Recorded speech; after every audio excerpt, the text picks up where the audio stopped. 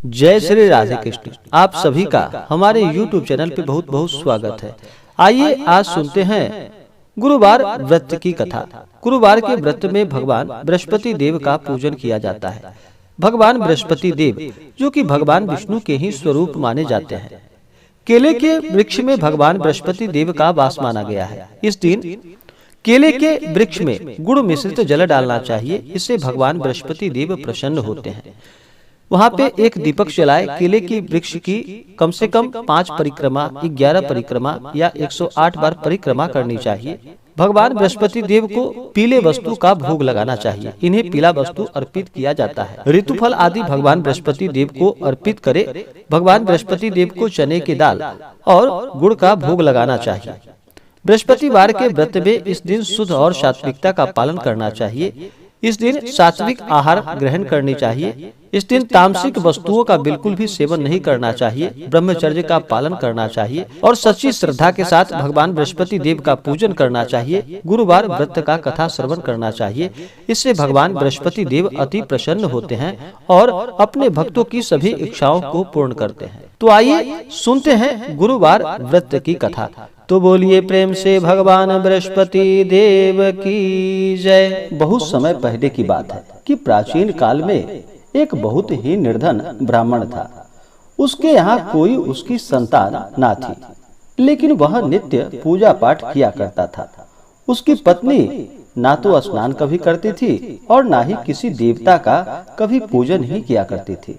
इस कारण ब्राह्मण देवता अत्यंत दुखी रहते थे। अपनी पत्नी को बहुत समझाते, किंतु उसका कोई परिणाम ना निकलता।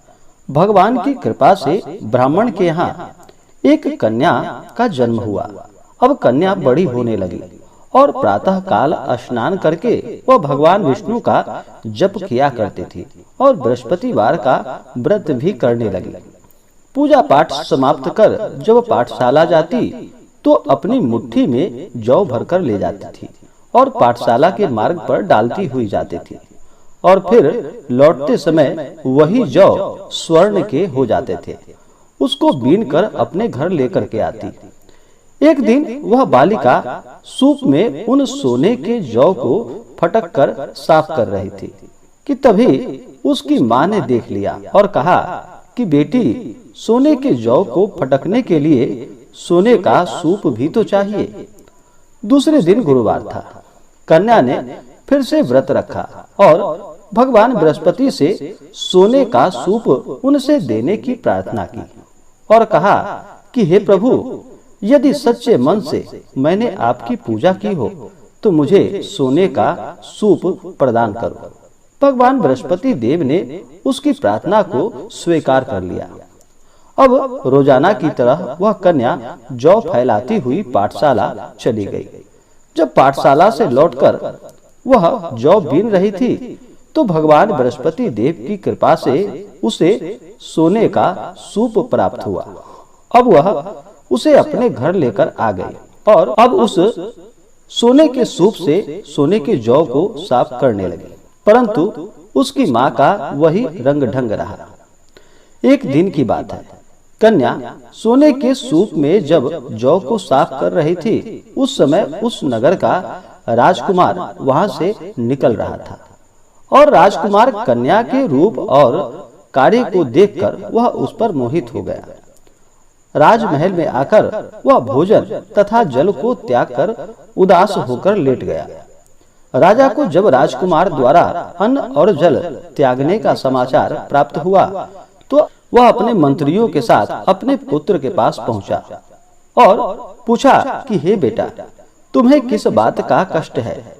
तुम्हें किसी ने परेशान तो नहीं किया या किसी ने तुम्हें कोई कष्ट तो नहीं दिया या तुम्हारा किसी ने अपमान तो नहीं किया अथवा कोई और कारण है? मुझे सब बताओ, मैं वही कार्य करूंगा जिससे तुम्हें प्रसन्नता की प्राप्ति हो सके। अपने पिता की बातें सुनकर राजकुमार बोला कि हे पिताजी, मुझे किसी बात का कोई दुख नहीं है। किसी ने मेरा अपमान भी नहीं किया है, परंतु मैं उस लड़की के साथ विवाह करना चाहता हूँ जो लड़की सोने के सूप में जौ को साफ कर रही थी। राजकुमार ने राजा को उस लड़की के घर का पता भी बता दिया और फिर राजा ने अपने मंत्री को आदेश दिया। मंत्री उस लड़की के घर गया।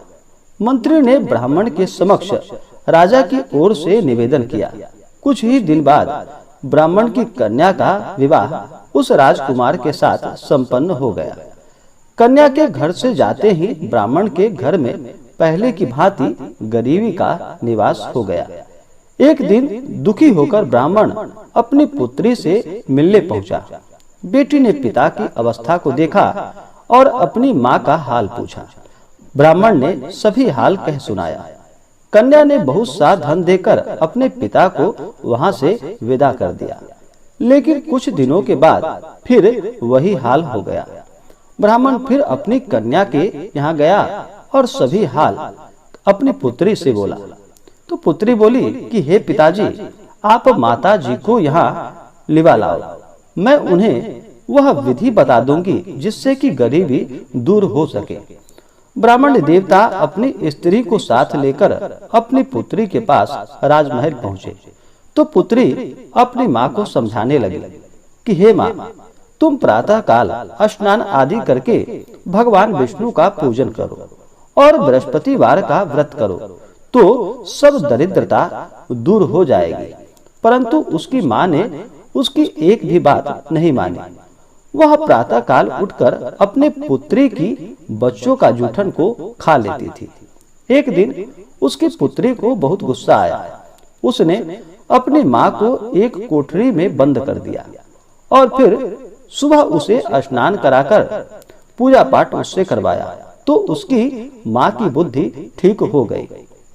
इसके बाद वह नियम पूर्वक पूजा पाठ करने लगी और प्रत्येक बृहस्पतिवार को व्रत भी करने लगी। और फिर बृहस्पतिवार के व्रत के प्रभाव से उसे सभी प्रकार के सुख और समृद्धि की प्राप्ति हुई। मृत्यु के बाद वह स्वर्ग को गई। वह ब्राह्मण भी सुख पूर्वक इस लोक का सुख भोग कर अंत में स्वर्ग को प्राप्त हुआ।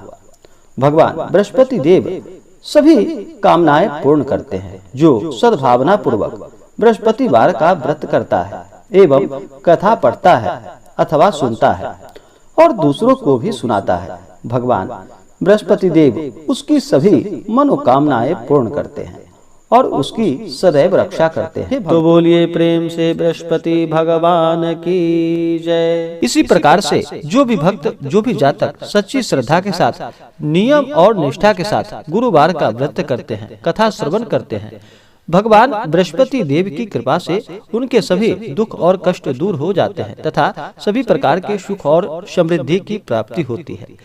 किसी भी प्रकार के पूजन में नियम और निष्ठा का होना अति अनिवार्य होता है। इस दिन शुद्ध और सात्विकता का पालन करना चाहिए, ब्रह्मचर्य का पालन करना चाहिए, किसी के ऊपर बिल्कुल भी क्रोध नहीं करना चाहिए, अपने मन में किसी के प्रति ईर्ष्या या द्वेष का भाव नहीं लाना चाहिए, सदा ही धर्म का आचरण करना चाहिए। गुरुवार के दिन इस दिन बाल, दाढ़ी आदि नहीं कटवानी चाहिए, नाखून भी नहीं काटनी चाहिए। शुद्ध और सात्विकता का पालन करते हुए भगवान बृहस्पति देव का नाम स्मरण करना चाहिए। ओम नमो भगवते वासुदेवाय आदि मंत्रों का जप करना चाहिए। ओम श्री बृहस्पति नमः इन मंत्रों का जप करना चाहिए। महिलाएं ओम के जगह श्री का उच्चारण करें। इसी प्रकार से जो भी सच्ची श्रद्धा के साथ गुरुवार का व्रत करते हैं, कथा श्रवण करते हैं, भगवान बृहस्पति देव उनकी सभी मनोकामनाओं को पूर्ण करते हैं। तो आशा करता हूँ कि यह जानकारी आपको अच्छा लगा हो।